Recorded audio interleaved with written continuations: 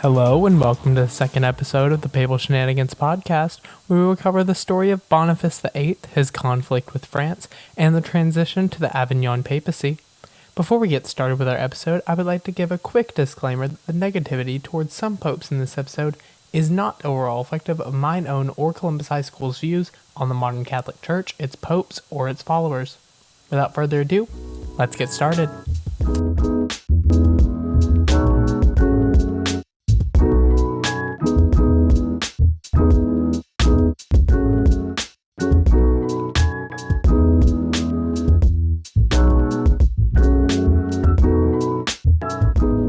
Hello and welcome to the Papal Shenanigans podcast.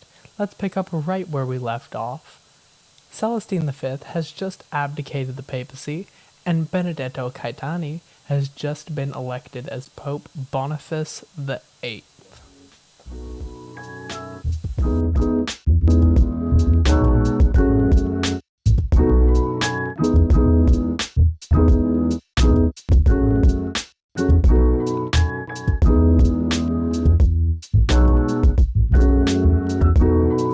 After the abdication of the hermit pope Celestine V, the Papal States were in an utter state of disarray. They had been popeless for years after the death of Nicholas IV, and once they finally got a pope, Celestine V, he quit after only 2 months, in which he did absolutely nothing except allowing popes to quit.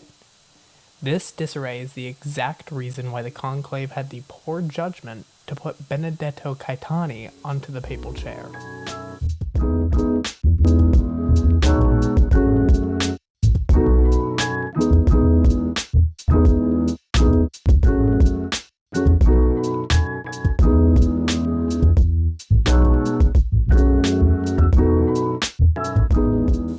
The Caetani family, which Benedetto was from, was one of the most powerful families in the Papal States. With heavy ties to the papacy itself, it's no wonder how he was elected into the position, which he would eventually abuse so heavily. After Benedetto Caetani was elected as Pope Boniface VIII, he was still concerned about the fact that his predecessor, Celestine V, was still kind of alive, just bopping around in the Italian countryside, because of the prevalence of a thing called anti-popes at this time. An anti-pope is when one dude is already pope, and some other random people try to claim that a different dude is actually the real pope, essentially.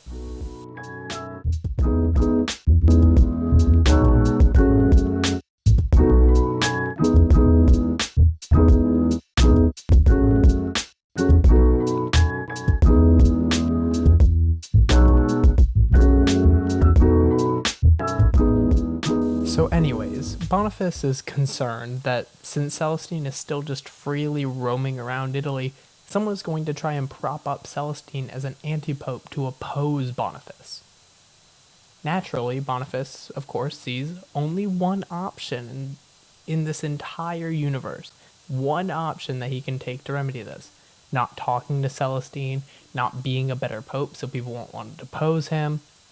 He sees one option. Capture Celestine, throw him in a dungeon, and possibly pay somebody to put a nail through his skull.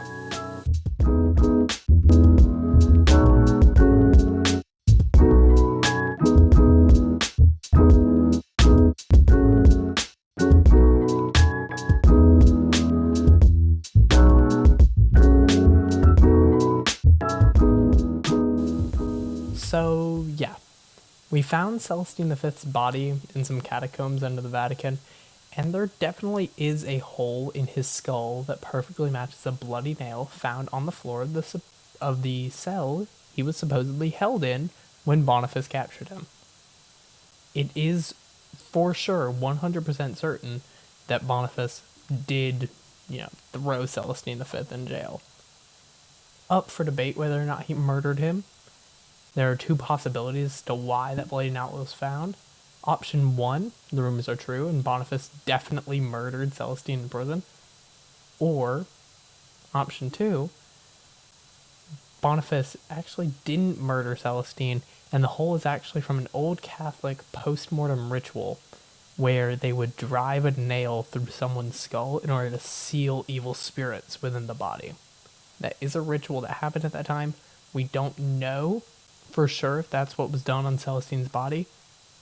Anthropological and archaeological studies on the cracking of the hole in the skull indicate that's probably what it was. It was probably done post-mortem, but we don't really have a way to know for sure. So if you want to believe that one pope murdered another pope just for funsies, that's totally a viable option.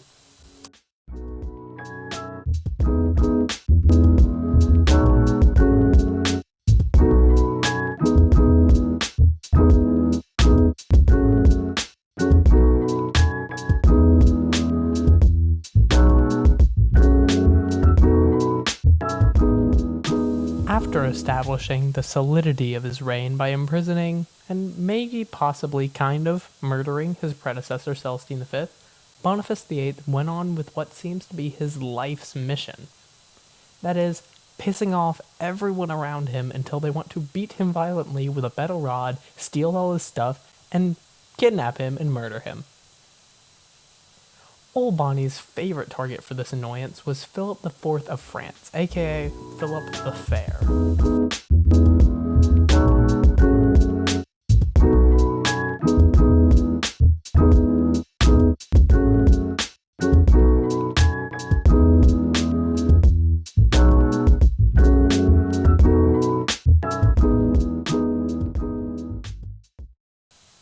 In Clericis Laicos, Boniface VIII's first papal bull, which papal bulls are just like an intercom announcement for popes, thousands of years before intercoms were invented. It's just like an intercom announcement. It's just a big announcement to everybody in Europe, hey, this is what the pope says, right?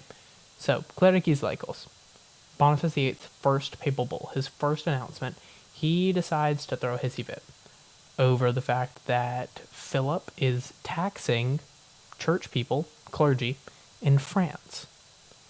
Now, there was kind of a thing that you weren't supposed to tax the clergy in your kingdom at this time, but Boniface takes it way overboard, and he decides that in this bull, Clericis Laicos, his first warning, he is going to tell Philip, tell the secular rulers, tell all the people who are obeying their rulers, that if they pay taxes, if they are clergy and they pay taxes, they are going to get excommunicated. And if they are a ruler who's trying to force clergy to pay taxes, they are going to get excommunicated.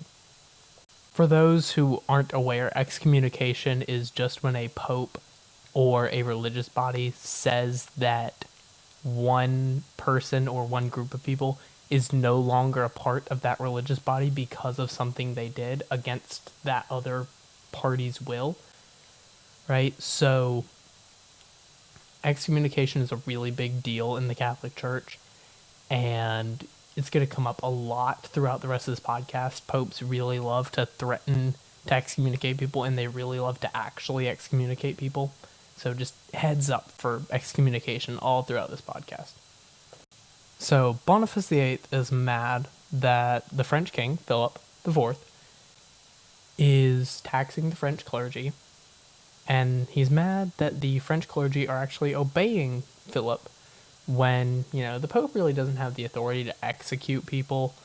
Philip definitely does. If somebody's not paying their taxes, Philip literally can't just have them executed. So Boniface kind of being a little bit unreasonable. Boniface is actually quoted in Clericis Laicos as saying that the clergy in France are now, quote, more afraid of the temporal than the eternal, which is a little bit of an overstatement. In his bull, Boniface goes on to say that any secular ruler who imposes rules on the clergy of any kind, as well as any clergy who obeys secular rulers over the Pope, are excommunicated instantly in accordance with that decree. That's a big deal.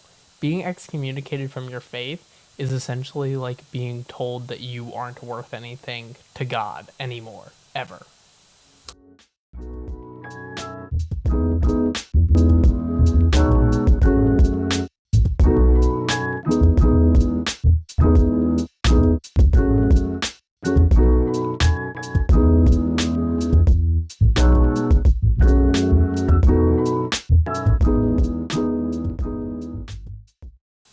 Philip sees this decree and kind of calls Boniface's bluff, continuing to tax the French clergy, and he begins to bar them from leaving to go see the Vatican.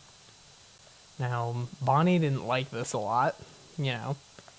He didn't like having his power spit back into his face like this, because he still is the Pope. People really aren't supposed to disobey him, but here's Philip the Fair doing what he do, right? So Boniface wrote another papal bull condemning secular leaders, yet again threatening excommunication, and Mr. the Fair didn't like this a lot, so he sent some French mercenaries, thugs, down to meet up with some deposed cardinals outside the city of Avignon, bust into the town, find the Pope, beat him within an inch of his life, rob him blind, in front of him, take all his stuff in front of him, store it up, divvy it up, kidnap him, bring him back to France where he dies 3 days later in a dungeon. While watching his assailants divvy up all of his belongings, all of his gold, his silver, his china, his plates, all that, the Pope allegedly said only these words: "The Lord giveth and the Lord taketh away." Which, first of all, dude, they are robbing you. You are the Pope. You had the authority to have guards and stuff to protect you from this exact situation. Where were they at? Where were your guards? Where were your attendants? You are the Pope. As previously stated, these thugs beat up the Pope, brought him back to France, and in France he died in a dungeon belonging to, Philip the Not-So-Very-Fair.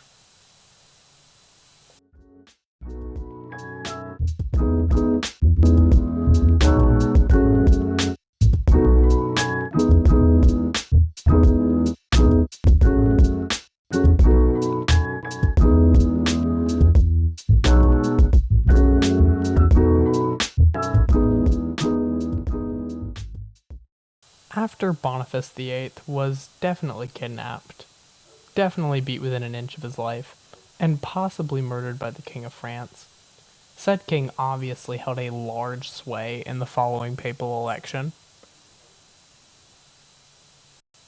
This next election conveniently landed on the result of a Frenchman by the name of Raymond Bertrand de Go. Now, Raymond, also conveniently, was an English tutor of, you guessed it, Philip IV the Fair of France. Now, whether this constitutes a high-scale corruption of the papal conclave is up to debate. It's really not. It is 100% high-scale corruption of the papal conclave, regardless of whether or not you want to admit it.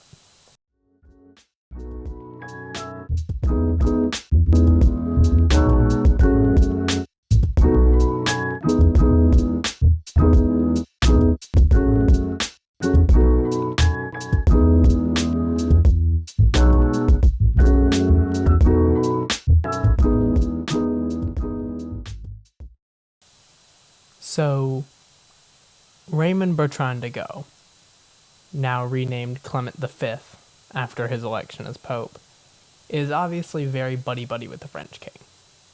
Partially because he knew him in his youth and, shares loyalty to him as a Frenchman himself. Partially because he's probably afraid of getting murdered like the last guy. So when Philip IV decides that he wants to take direct control over the papacy, he approaches Clement V with the idea of possibly moving the papal chair out of Rome, a thing that has never been done before at this point. Clement agrees. He moves the chair of the papacy to Avignon, France, where it stays for the next 63 years.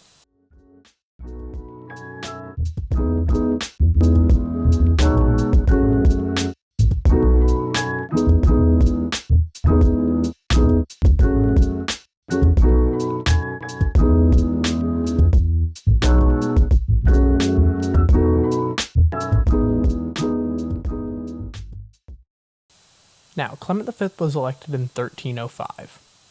He moved the papacy to Avignon, France, in 1309, just 4 years later. Clement V would not fully see the consequences of his actions because he died in 1314, just 5 years after the papacy was moved to Avignon, France.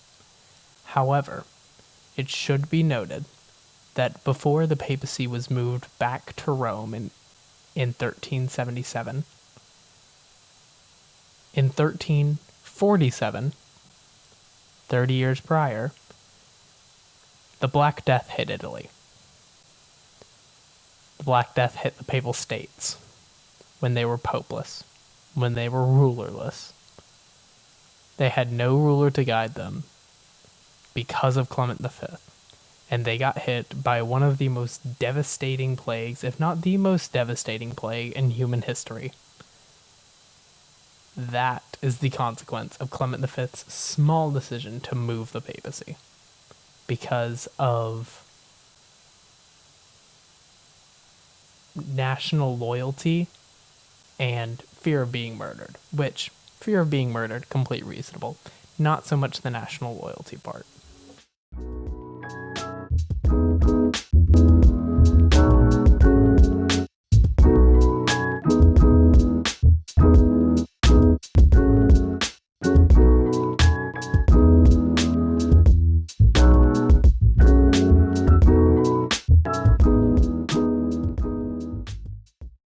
So while the people of the Papal States were dying of plague a lot, all the popes in the Papal Conclave were chilling up in their palace, literal palace, in Avignon, France, just waiting out the plague for an additional 30 years after it first hit Italy.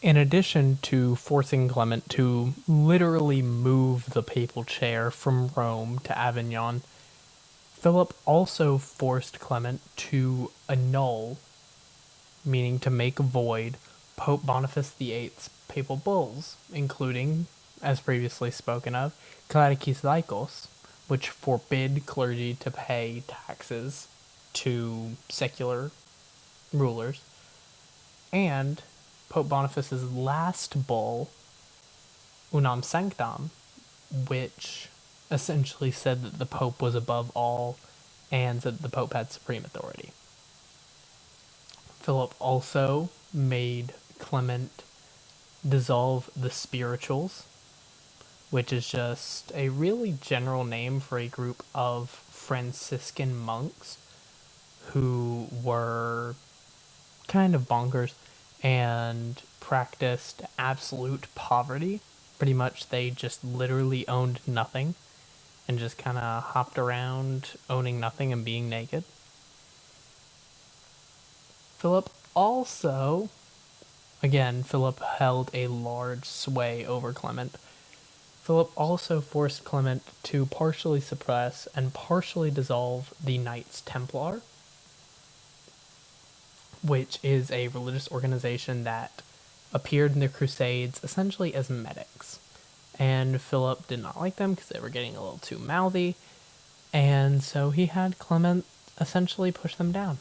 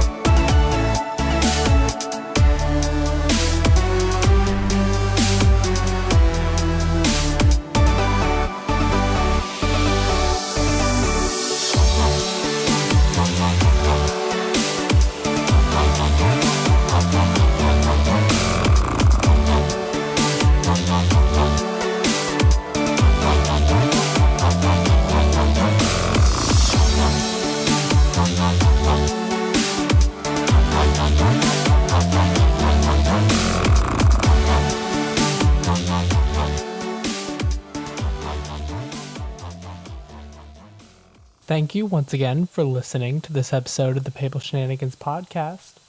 I have been your host, Lucas Lehman. This has been episode 2 about Boniface VIII and the transition to the Avignon Papacy. Come back with us next time for episode 3 of an indeterminate subject.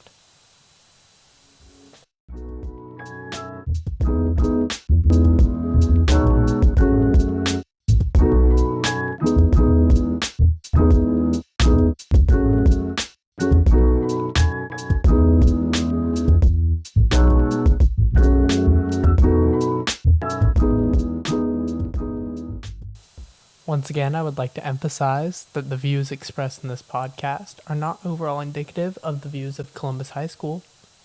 Also, I would like to thank once again Dr. Julianne Gardner and Mr. Victor Cross for help with the research and production of this podcast.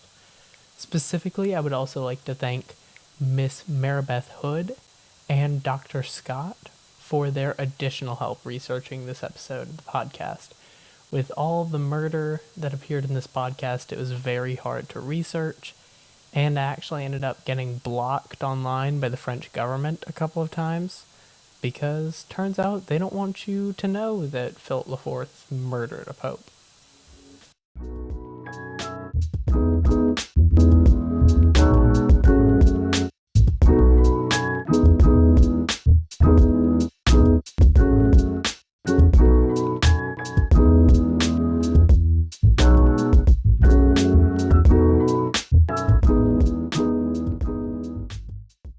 I would also like to happily announce that as of episode 3, so starting next episode, we will no longer be affiliated with Columbus High School. Therefore, I can start to curse on this podcast, which will make it a lot more entertaining as I don't have to restrict my language to very school-appropriate and flowery language as if I am writing a research paper by speaking my voice into this computer. So, if you like more educational and fun podcasts where people are a little bit more free to speak and say what they want, definitely join us for episode 3, again, of an indeterminate topic and an indeterminate date.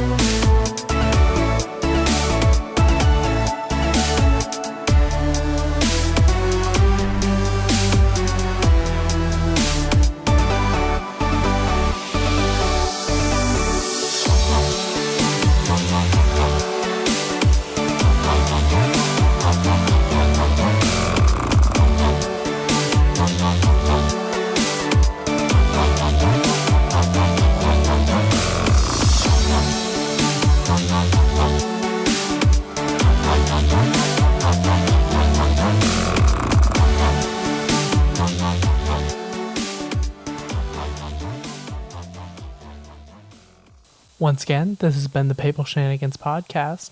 I hope you enjoyed our episode. This is your host, Lucas Lehman, signing off.